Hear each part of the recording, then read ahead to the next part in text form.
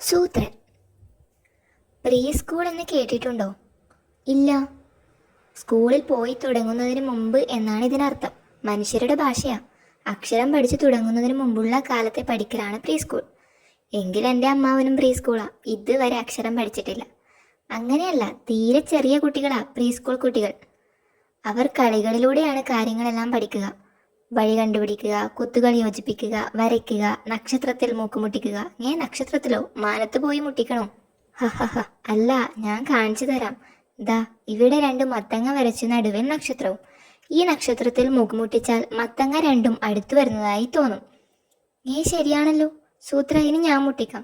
ശരിയാ, അടുത്തു വന്നു. ഹിഹി, ഇത് വെച്ചൊരു കളി കളിക്കാം. മുട്ട കൊണ്ടുവന്നാലേ മുട്ടിക്കാൻ പറ്റൂ.